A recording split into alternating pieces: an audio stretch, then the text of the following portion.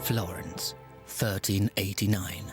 A boy is baptized into a medieval world. He was not of noble birth. He was the son of a local merchant. His name was Cosimo de' Medici.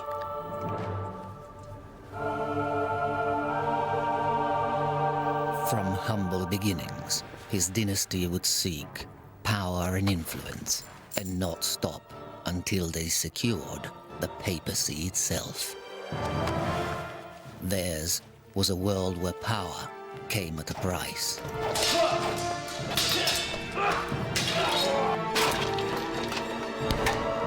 Intrigue, murder, assassination, and war. But the city of Florence was also a cauldron of creativity. And for the greater glory of the family, the Medici would protect and pay for the greatest artists and thinkers of their age.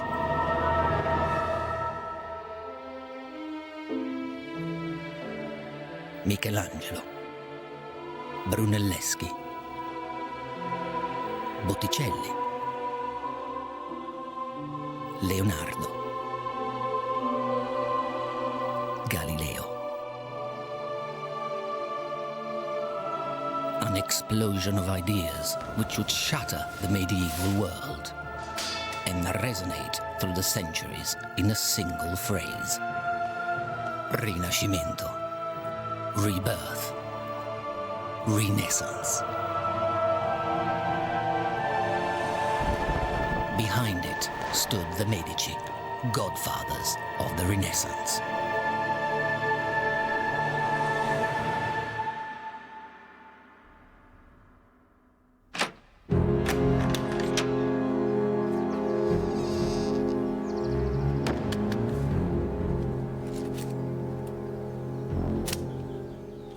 At the dawn of the 15th century, an illicit trade had begun. Men scoured Europe in search of treasure. Somewhere in the confines of the Holy Church lay their prize. Not the jewel-encrusted relics or sacred icons of medieval Christendom.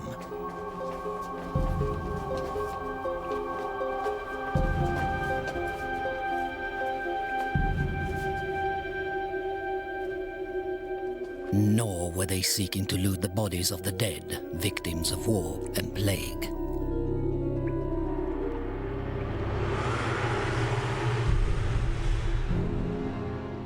But hidden in the darkest vaults of the church lay a prize far older and more precious, and sometimes far more dangerous.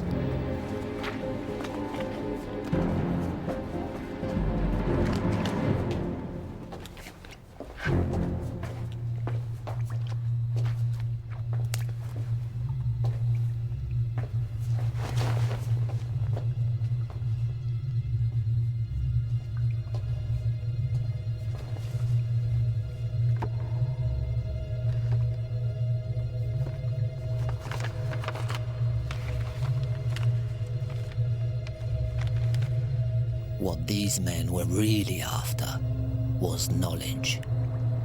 Cosimo de' Medici and his friends were searching for lost secrets from the ancient world.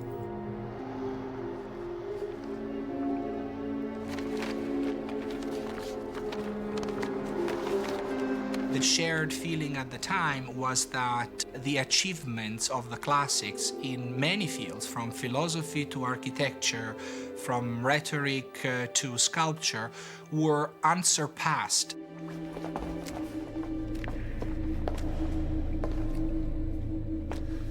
At the beginning, it was just sort of fun to dig up old sculptures or interesting to discover lost manuscripts in faraway monasteries and bring them down and read them. Took them a long time to realize that there was a whole other way of life being embodied there. So there's this sense of excitement about the past, but it's also dangerous.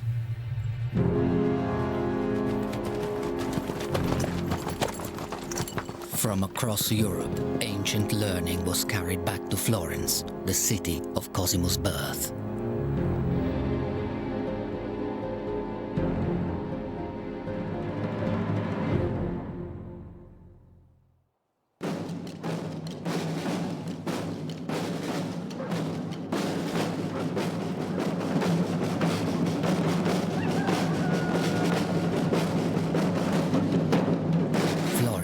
In the year 1400 was a city unlike anywhere else in Europe.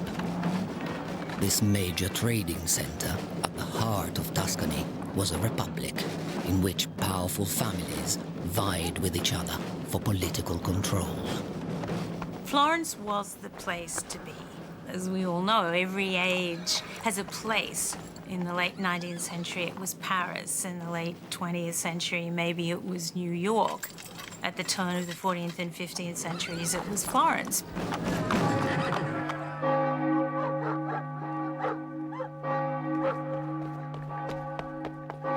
In a side street off the main piazza, an ambitious family was trying to make its name. The Medici Bank was a small-scale operation run from the back room of a wool shop.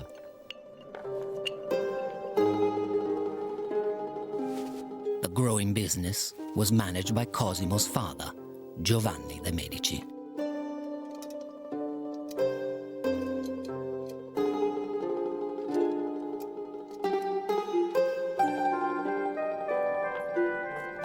Giovanni had risen from rural poverty through a combination of aggressive salesmanship and financial caution.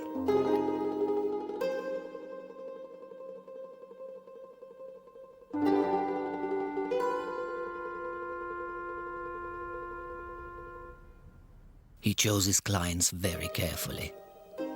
It wasn't just profit he valued, it was loyalty. This is a society in which, for your guarantees of protection, you look to a man, and he is your patron and you are his client, and all the other people associated with him are your friends, so that you can achieve almost anything with this web or network of friends of friends. Baldassare Cossa was a former pirate who had embarked on an alternative career in the church. Now he had ambitions to enter the Vatican, even to become Pope himself.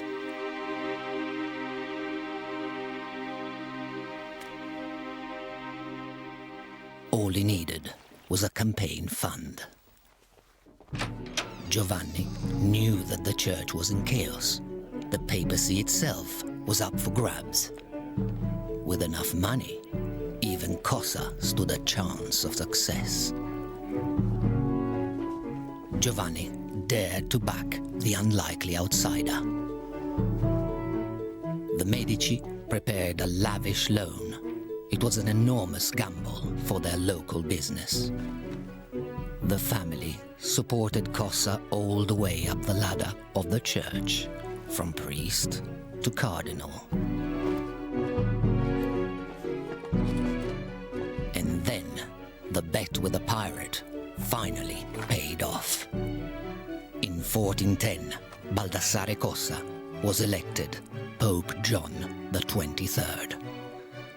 And the first thing he did was remember his friends, the Medici.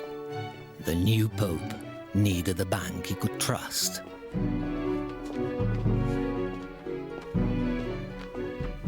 Giovanni and Cosimo completely control the papal account. They become known as God's bankers. That's what the Medici becomes known as. And also, of course, they get that account over all the other big Florentine families. So they've made it. They've finally arrived.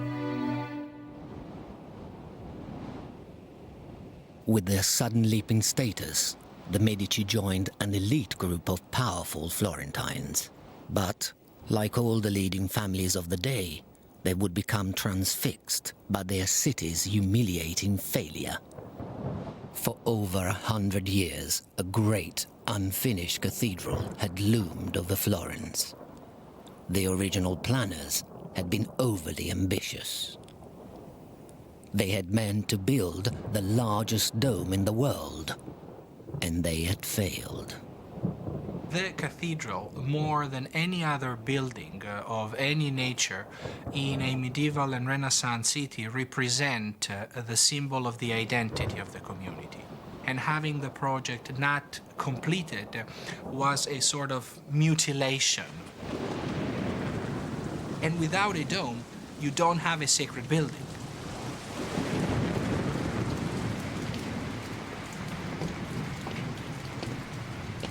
All contemporary building knowledge had been exhausted. Now, the city looked for fresh ideas from a new generation.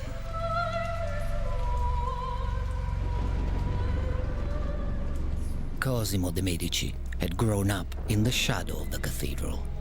Now, he and his father stood on the threshold of civic power.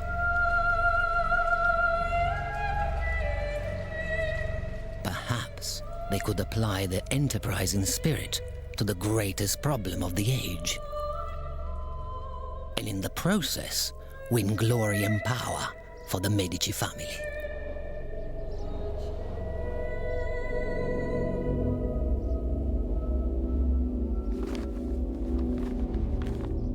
The search for a solution to the problem of the dome led men to study the achievements of the classical past. Scholars like Cosimo knew it would take an unconventional mind to decipher the tantalizing clues. Through the streets of Florence roamed just such a man, a self-taught genius obsessed by the mysteries of the ancient world. His ideas were difficult to understand. His name was Filippo Brunelleschi.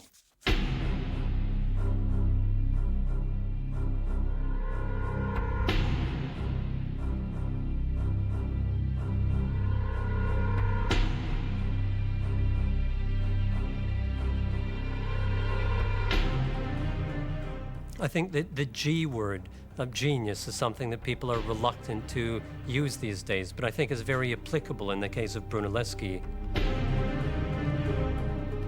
However, maybe like many geniuses, he wasn't someone you would necessarily want to know. Brunelleschi's style was unorthodox, and it gained him few friends. He was in many arguments with the so-called city fathers. On one occasion, he was actually carried out of the main government palace forcibly because he'd lost his temper and apparently he'd insulted people and they were not going to be insulted and they threw him out.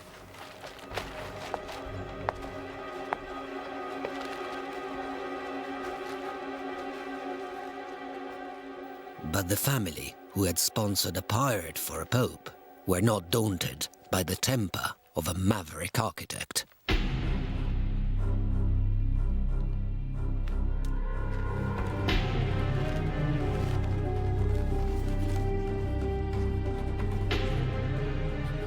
In the Medici, Brunelleschi had found patrons willing to gamble on his judgment.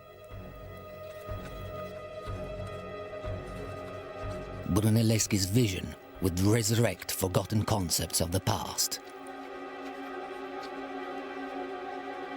And in 1419, a new orphanage in Florence became a showcase for his ideas and for Medici ambition.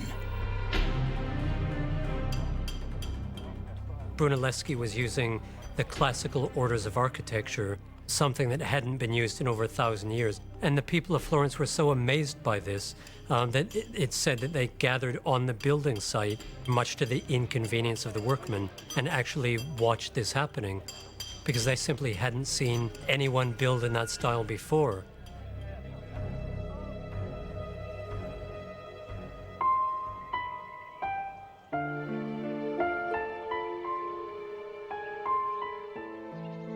This was the first time true columns had been used for structural support since the days of ancient Rome.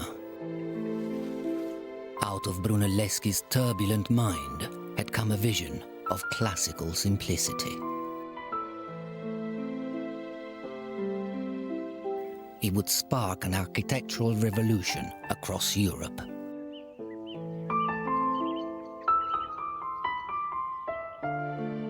Innovation and ambition went hand in hand. And for the Medici, this was only the beginning. Brunelleschi was the house architect. They were very close. There was a clear fit between what Cosimo wanted and what Brunelleschi could give him. And it very much was about recreating a great classical city on the lines of Rome.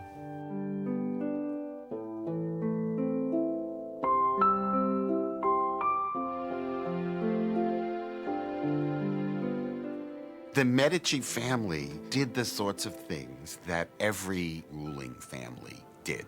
You try to get power by various public and private dealings, and then you try to promote your image to the rest of the world through art and literature and having people write about you, being a patron of things that can serve your ends.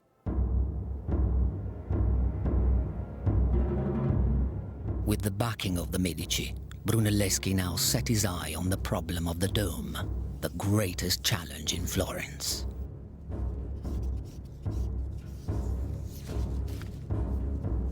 Brunelleschi set to work. Cosimo would publicly support him. The church authorities were desperate, offering a massive cash prize for a solution. Brunelleschi's model showed the largest unsupported dome in Christendom. But he was fearful his ideas would be stolen. He wrote his calculations in code and refused to explain the details of his plan. The cathedral authorities demanded some kind of demonstration before they would award the prize. So Brunelleschi challenged them to stand an egg on its end. When they failed, Brunelleschi broke the bottom of the egg, and it stood up. The men complained that his solution was so obvious. Brunelleschi protested. Of course it was, and so would be the solution to the dome if he showed them his plans. The authorities gave in to the stubborn architect. The commission for the dome was his. But what Brunelleschi would now attempt was unprecedented and fraught with danger. He would have to rewrite the rules of Western architecture, and there was no certainty of success.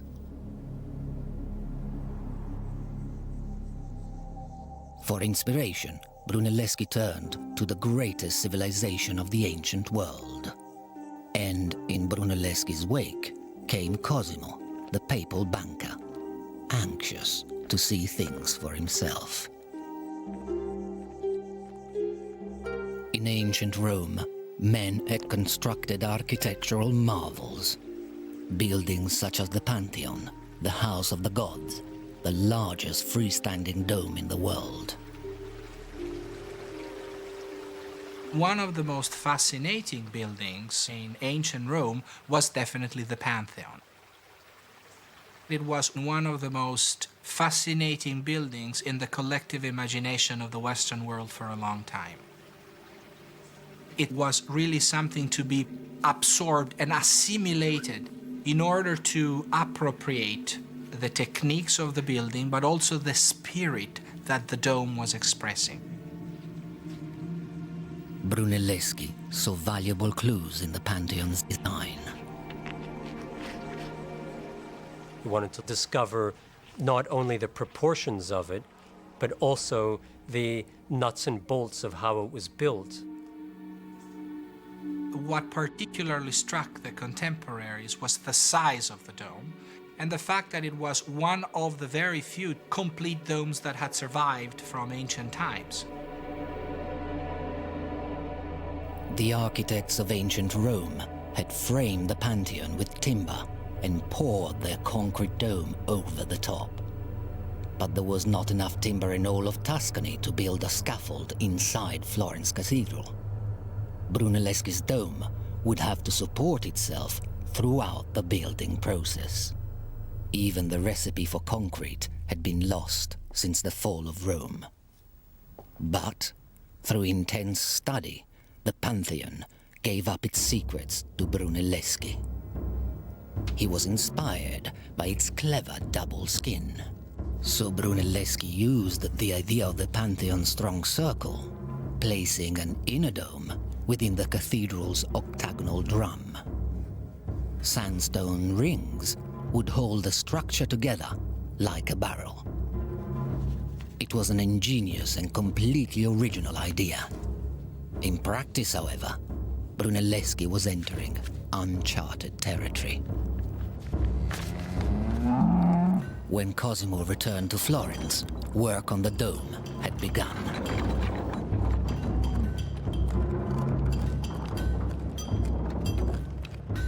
You would have the sound of the hammers, you would have the workmen in the streets, beckoned by the bells that summoned them from their beds. It was a scene of chaotic activity, sort of like New York in the 1920s or something, when the first skyscrapers are going up.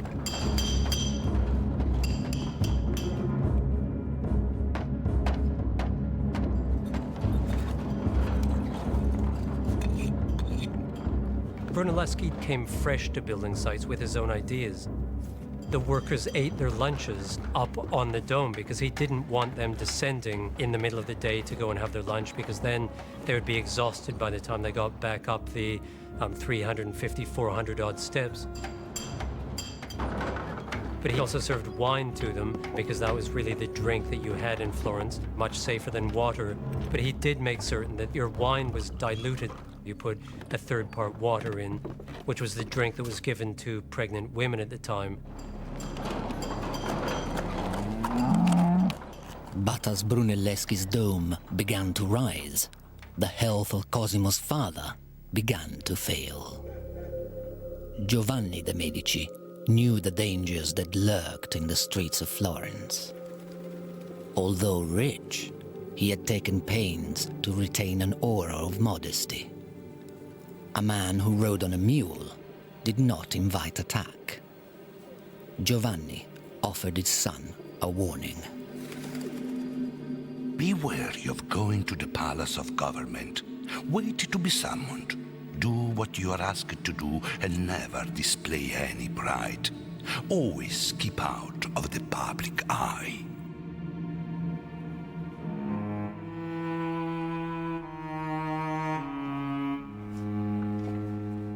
In 1429, Giovanni de Medici died.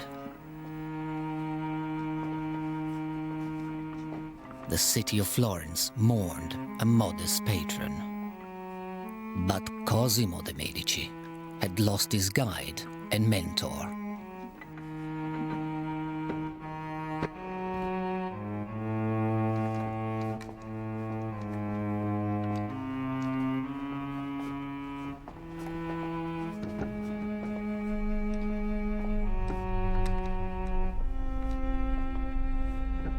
Local custom dictated that Giovanni's corpse be passed through the walls of his home. The wall was then sealed behind him.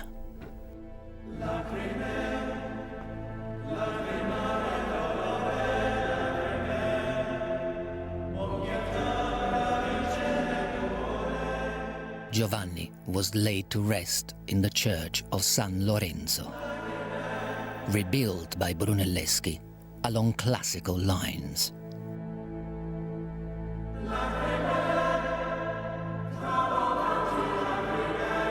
It was now a magnificent temple to the Medici family.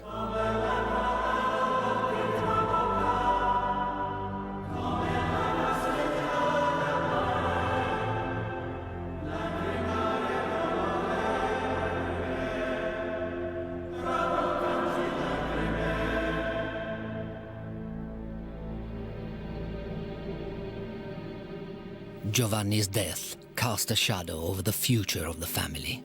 Now Cosimo had to assume his father's role. But how could he build on his father's legacy and still keep out of the public eye? Cosimo's rivals, the Albizzi family, had governed Florence for generations.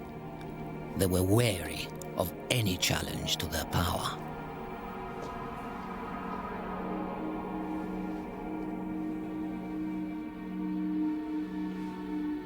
If the Medici and their followers have more authority, the Albizzi and their followers have less authority.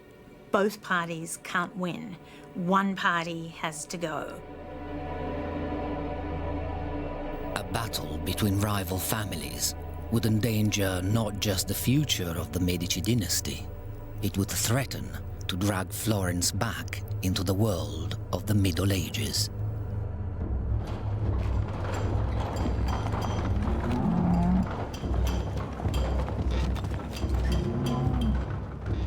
Meanwhile, Brunelleschi also tried to escape the limitations of his age. Brunelleschi was not only an architect, he was an engineer. He had to solve enormous logistical problems when he was building the dome. Foremost among the problems was how to raise sandstone beams weighing 1,700 pounds, 250 feet in the air. What he devised was unprecedented in the history of engineering. Oxen had great strength, great stamina, but you could not make them walk backwards for more than a few steps. So what Brunelleschi devised was a way of reversing a gear. So he could raise a load several hundred feet in the air, change gear, and then bring the hook back down so that the oxen only ever walked counterclockwise or clockwise, whichever he wanted.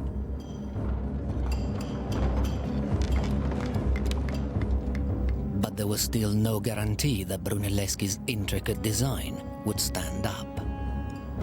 The city of Florence was nervous, and no one more anxious than Cosimo. His patronage of Brunelleschi was well known.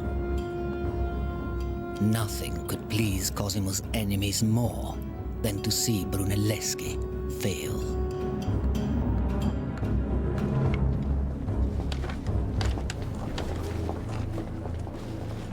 As Cosimo's wealth and power increased, so did the resentment of the ruling Albizzi family. They were losing their grip on the government of Florence.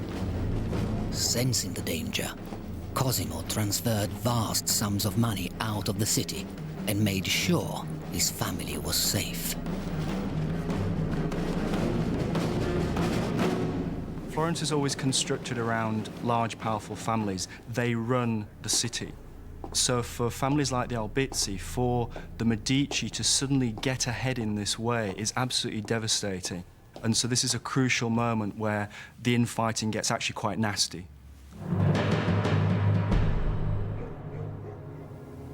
In moments of keen political struggle, and Florence was there in the 1420s and 30s, there were no holds barred.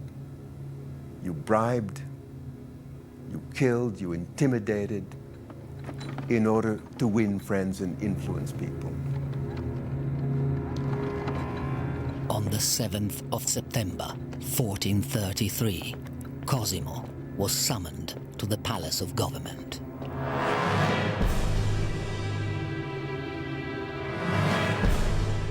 The Albizzi were waiting for him. They had hatched a plot to wipe out the upstart Medici. When I arrived in the palace, I found the majority of my companions already in the midst of a discussion. After some time, I was commanded by the authority of the Signoria to go upstairs.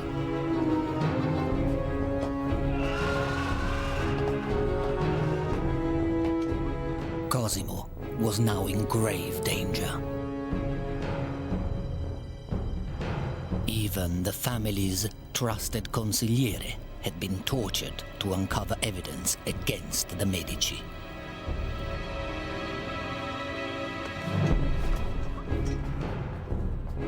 Cosimo was at the mercy of his enemies.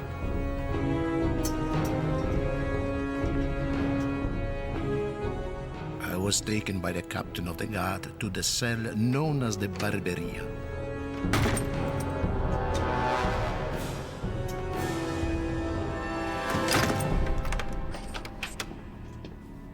He is imprisoned in the topmost room at the very top of the tower of the Palace of Government.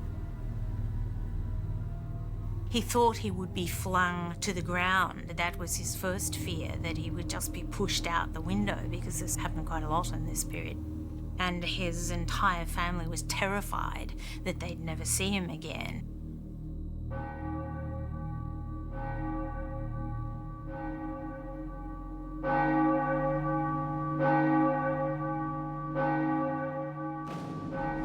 But in a republic, not even the Albizzi could dictate the fate of a citizen of Florence.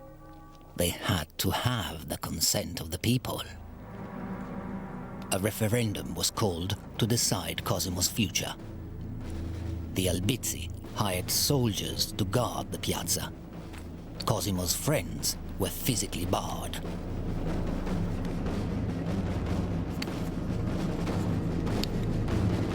Cosimo was accused of treason against the city and her people.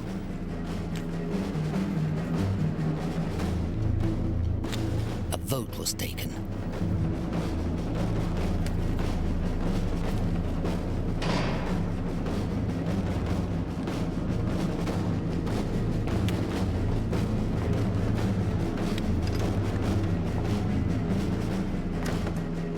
Cosimo was found guilty.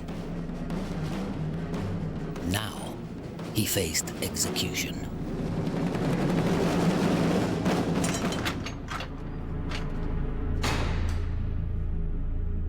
But Cosimo had friends, even in the enemy camp. From his cell, he engineered a secret negotiation for his life. Money talked, and Cosimo walked. Probably the reason why his life was spared was because, as he says in his own memoir of the event, that he paid his jailers a hefty bribe to let him out.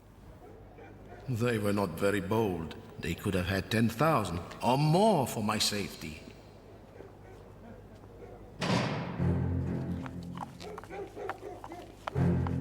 Cosimo had survived, but he and his family were now banished, and Florence was in the hands of the Albizzi. No friend of Cosimo was safe. Brunelleschi himself was thrown into jail, and work on the dome was abandoned. But life in Florence without Cosimo wouldn't be easy. The Medici Bank had funded most of the city's commercial activity. Florentine business soon ground to a halt. Cosimo's supporters begged him to return and retake the city by force, but Cosimo remembered his father's advice. Wait to be summoned. Cosimo waited. He knew that without money, the people of Florence would soon tire of the Albizzi. He was right. Within a year, the Albizzi had lost control of the city and turned on the people themselves. They attacked the Palace of Government, but were held off by the captain of the city guard, a loyal friend of the Medici.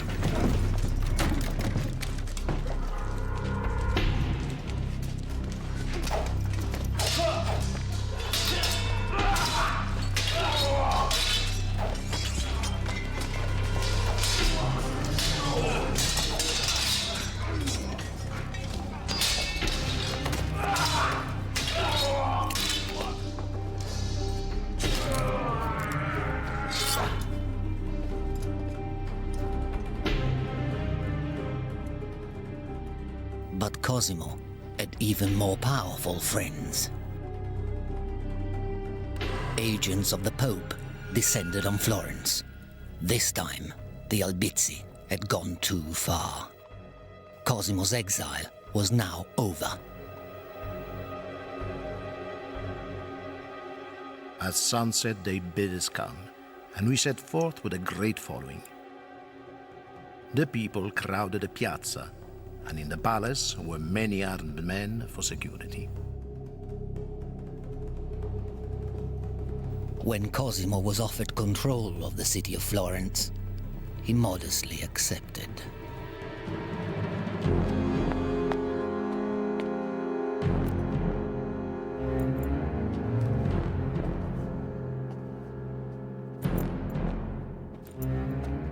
Revenge on the Albizzi was selective, but severe.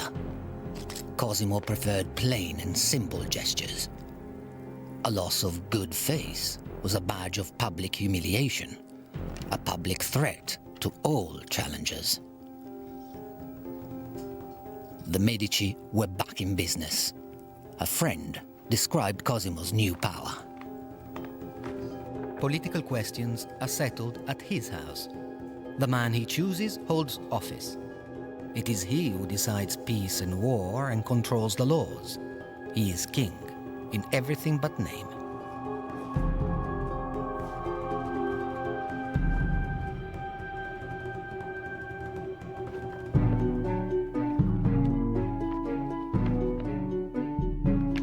Money began to flood back into Florence.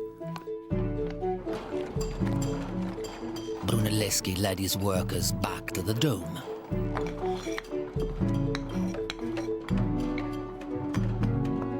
And the Medici Bank continued to grow. It was basically under Cosimo that the bank expands from this really powerful, solid base. But where the money was diversifying internationally in having branches from Barcelona to Bruges to Cairo. On behalf of the church, the Medici Bank collected money from every parish in Europe. No one was exempt, and Cosimo's agents threatened excommunication from the church to those who were slow to pay up. The Pope himself opened a huge credit line with the Medici, enough to buy 10 palaces. The Medici Bank was now the most profitable business in Europe. But wealth had never been enough for Cosimo. He began to commission the finest craftsmen of his age. Cosimo developed a strategy in spending money in such a way that wealth would be transformed into prestige and power.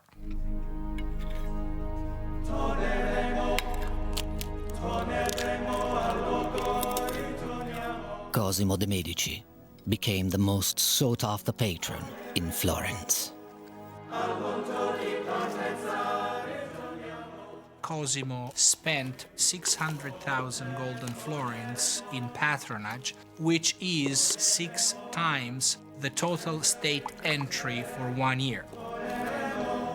Patronage is great for the production of art, but totally irrational from an economic point of view.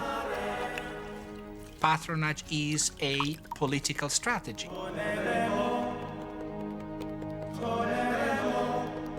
This, in my opinion, is one of the keys to understand the Renaissance.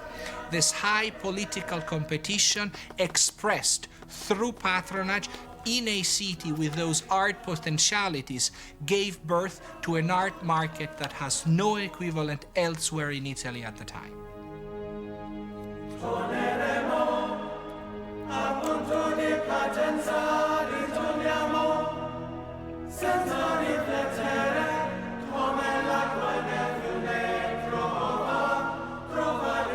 Why the artist needs the patron is very simple. There are no public art markets in the Renaissance as we have today. You didn't make art and then put it in the shop window and wait for someone to buy it. You only made art when somebody commissioned it from you and paid you for it more or less in advance. But sometimes, as Cosimo discovered, payment alone didn't guarantee results. He had particular problems with the wayward monk and artist Filippo Lippi. Lippi was put into the monastery because he was an orphan, not because he asked to go into the monastery. And he really wasn't suited for that kind of life. He was always breaking out and chasing after women and this sort of thing.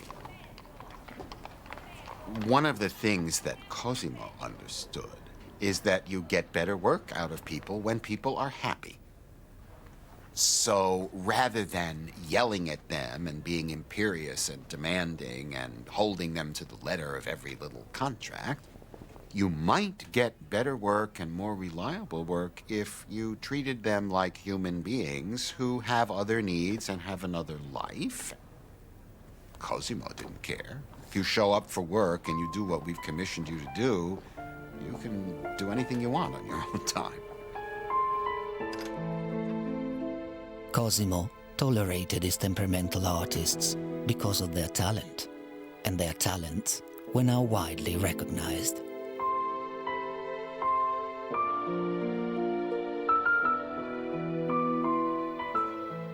You have to be difficult as an artist in these times because you are under a lot of pressure. 70% of the Renaissance artists were active in Florence at the time.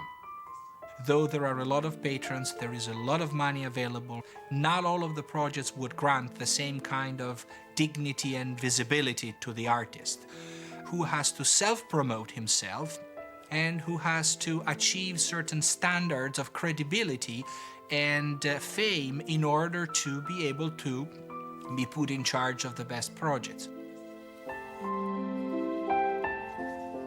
The man working on the best project in Florence was Filippo Brunelleschi, and he continued to break boundaries of conventional understanding.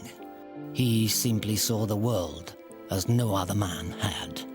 In 1434, Brunelleschi unveiled a new technique that radically changed Western art.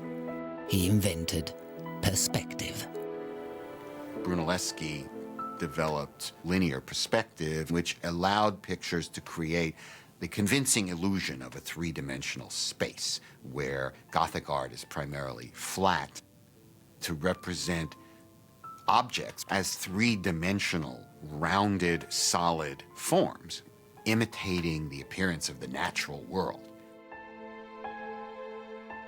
Perspective revolutionizes everything. It revolutionizes art, but then, of course, it revolutionizes how we see completely. It creates a modern way of looking. But it begins in the 15th century, and it very much begins under Cosimo with Brunelleschi. Cosimo had broadened his circle of radical friends. Amongst his favorites was a notorious sculptor, Donatello.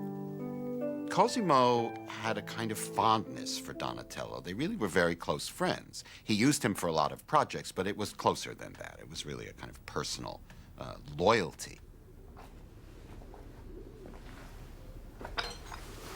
But Donatello's talent came at a price, his violent temper. He was known to smash his own creations rather than to sell to an unappreciative client. There were incidents where Donatello would be snubbed by other people or snide remarks would be made. And Cosimo went out of his way to show that he was still friends with Donatello and that he didn't care about these sorts of minor personal matters, that this was basically an honest, upright, talented individual who deserved to be treated with the utmost respect.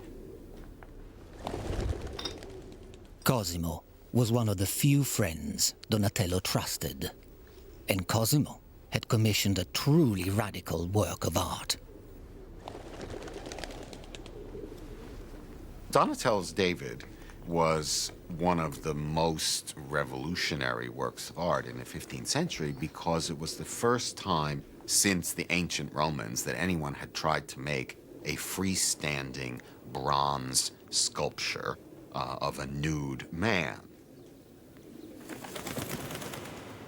The helmet that's on the ground that David is standing on with Goliath's head in it as a symbol of victory has a long feather attached to the helmet that goes all the way up the thigh of the David, and you can read that as a kind of erotic caress.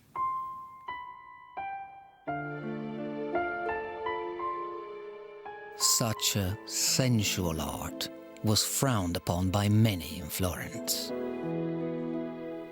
Donatello's David is on the edge because Florence, more than any other city of the Renaissance, was associated to sodomy, and homosexuality. And there have been 14,000 people tried by the Florentine tribunal in the 15th century for having committed the crime of sodomy. So he was really playing with something very dangerous.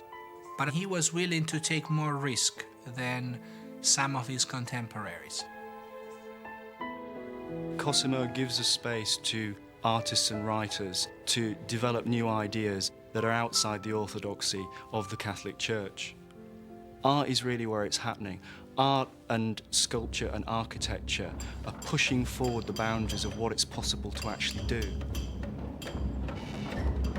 No one in Florence was taking more risks than Brunelleschi. His magnificent dome was rising even higher, but with each new brick, the angle of the dome increased. This was the critical phase of Brunelleschi's design. One of the major problems Brunelleschi faced when he was building the dome, and particularly when he got to the upper reaches of it, was how he could prevent the bricks from falling inwards. What Brunelleschi did was to insert bands of vertical brickwork to tie the horizontal courses to these vertical ones, which were keyed to courses 5, 6 rows beneath that, where the mortar had dried. Brunelleschi's herringbone design was untried and untested. The slightest miscalculation could result in catastrophic failure. It would have been a disaster, but I would say not as much a disaster in terms of not completing an architectural project, but a disaster in failing in producing the most grandiose symbol of Florentine pride ever.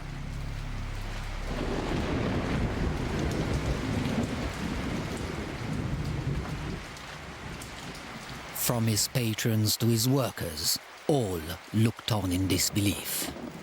Brunelleschi had to prove that he was right.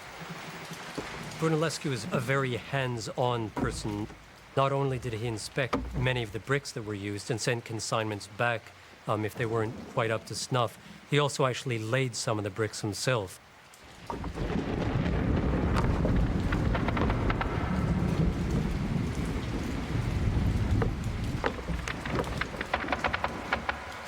The workers weren't certain at all that this was a viable proposition to lay these on an inward curving vault. And so he himself went up and practiced what he preached.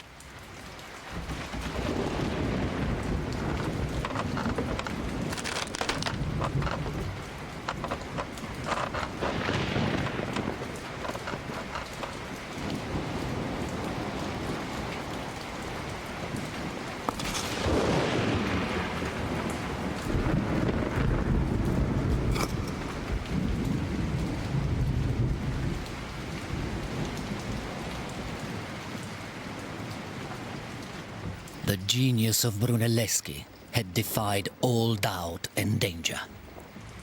And in 1436, Brunelleschi, who has been keeping the faith all this time, that he could build that dome without aid of scaffolding or any other visible support, has brought, as he writes in a little poem he wrote, this miracle to pass. Hallelujah, hallelujah, hallelujah, hallelujah, hallelujah.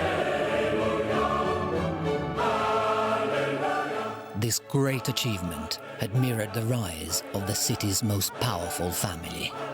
And now it towered majestically over the city of Florence, the greatest architectural feat in the Western world.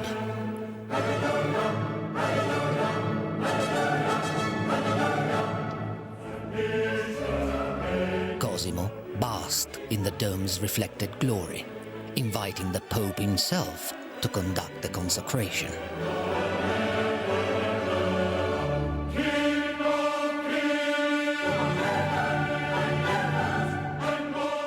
If Cosimo could have looked into the future, he would have seen the story of the Renaissance unfold on the ceiling of the dome itself.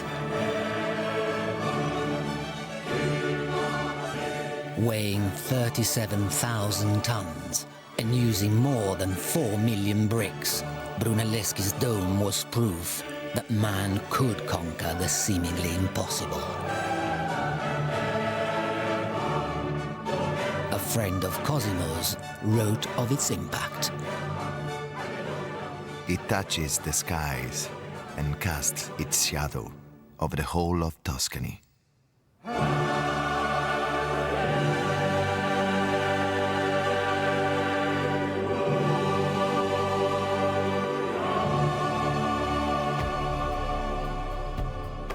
Cosimo was quick to capitalize on the triumph. He planned a dazzling international spectacle, the Council of Florence. It would be a global showcase for the magnificent new dome and a celebration of Florentine art and culture, which had blossomed under Cosimo de Medici. The council brought together the greatest mix of thinkers, artists, merchants, and churchmen that the world had ever seen. News quickly spread of the birth of a new Rome on the banks of the river Arno. In the streets and in the piazzas, the cultures of East and West were brought together, and bankrolling it all was Cosimo de Medici. The most interesting thing he does is pay all the travel expenses of all the people from exotic places like India and Ethiopia. Messengers are sent out to call people from these far distant lands which are literally mythic to the Florentines. They're the stuff of legend. Cosimo's guests gazed in wonder at an explosion of art and culture in the shadow of Brunelleschi's dome. Cosimo was thrilled. He set up public lectures on Plato. It was just the best thing possible. And of course, it also gave him this great political cachet. It was the culmination of everything he'd ever wanted.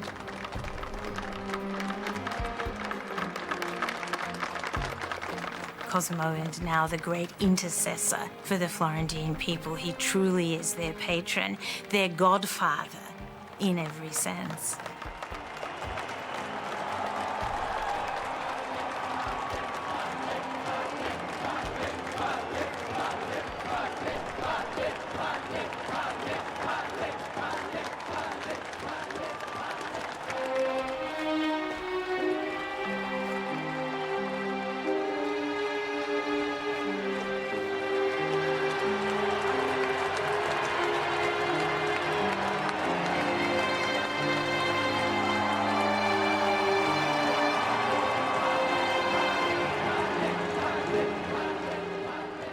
Cosimo had overseen the triumph of his city, but at heart, the godfather of Florence remained a cautious man. I know the humors of my city. Before 50 years have passed, we shall be expelled. But my buildings will remain.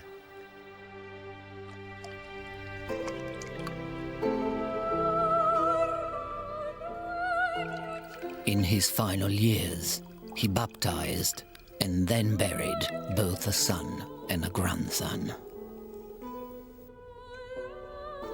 On Cosimo's death, in 1464, the city of Florence declared him Pater Patriae, father of the fatherland. But who was left to lead the Medici? Who would fill the shoes of the godfather of the Renaissance?